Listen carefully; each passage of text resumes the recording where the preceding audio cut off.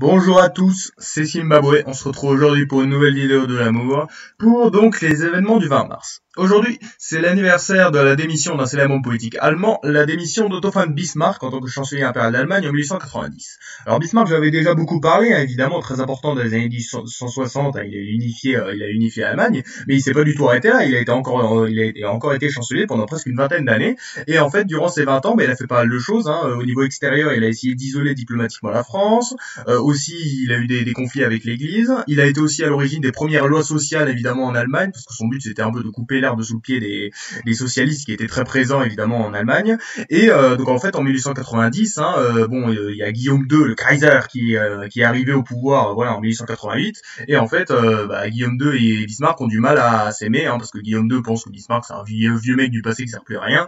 Et Bismarck pense que Guillaume II, c'est un petit con qui est totalement prétentieux. Et du coup, Bismarck essaie de se faire passer pour un mec indispensable et tout, mais au final ça va pas, et Guillaume II donc le fait limoger.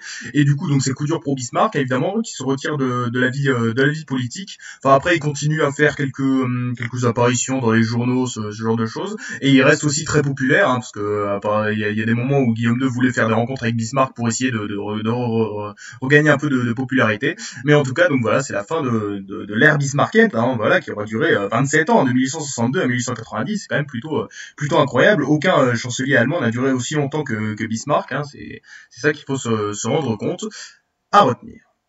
Aujourd'hui, c'est aussi donc l'anniversaire d'une célèbre journée, la journée internationale de la francophonie. Et ouais, donc il y a eu lieu tous les 20 mars en fait, qui a été créé en 1988 donc par l'Organisation internationale de la francophonie. Alors en fait, c'est une organisation voilà qui regroupe plein de pays francophones et qui a pour but donc de promouvoir la langue française.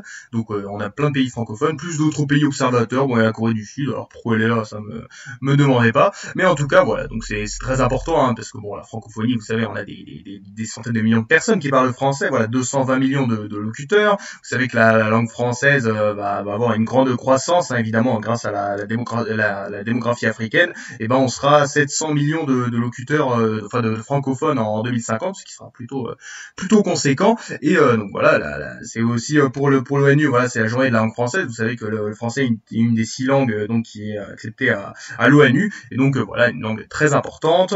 Si je fais ces vidéos et que vous me comprenez, c'est grâce au français, sachez-le. Et aujourd'hui, c'est aussi l'anniversaire de la naissance d'un célèbre homme, l'anniversaire de la naissance de Napoléon II. Eh oui, bon en fait il est peut-être pas si connu que ça, mais il faut savoir que Napoléon Ier, hein, évidemment, à partir du moment où il était devenu empereur, il aurait bien voulu avoir une certaine descendance pour lui garantir une certaine légitimité, quoi, faire une vraie monarchie, quoi. Et mon problème c'est que comme il était marié à évidemment cette bonne vieille Joséphine de Beauharnais, sauf que elle était stérile, et du coup Napoléon l'avait quittée pour Marie-Louise. Ça vous savez, on avait déjà parlé. Sauf que, qu'est-ce qui se passe en fait? Ce serait tout de suite, il arrive à avoir un enfant avec Marie-Louise, hein, c'est-à-dire que ils sont mariés en 1810, en 1811, Marie-Louise accouche. Et il faut savoir que ça a été un accouchement très très dur pour elle, hein, en fait. Elle a failli crever. Napoléon disait qu'il fallait privilégier la vie de Marie-Louise à celle de l'enfant. Puis donc ensuite, l'enfant est sorti grâce à des forceps. Alors si vous savez pas ce que c'est des forceps, c'est des trucs plutôt dégueulasses.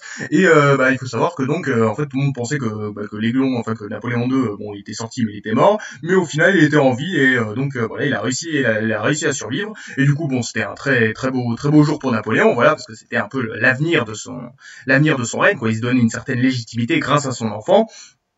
Et aussi, donc, il faut savoir que ça a été représenté beaucoup dans les arts. Voilà, on a eu des pièces, on a eu plein de tableaux. Il a été sacré roi de Rome, hein, Napoléon II. Voilà, c'était vraiment censé être un type ultra important, voilà, qui était français, mais qui était aussi autrichien, parce que Marie-Louise a été autrichienne. Hein, donc Napoléon II, c'était le petit-fils de l'empereur François Ier d'Autriche. Hein, donc voilà, très important à retenir. Voilà donc les 3 événements du jour. On a donc la démission de Bismarck en 1890, la journée internationale de la francophonie depuis 1988 et la naissance de Napoléon II en 1811. C'était Zimbabwe. Merci d'avoir regardé.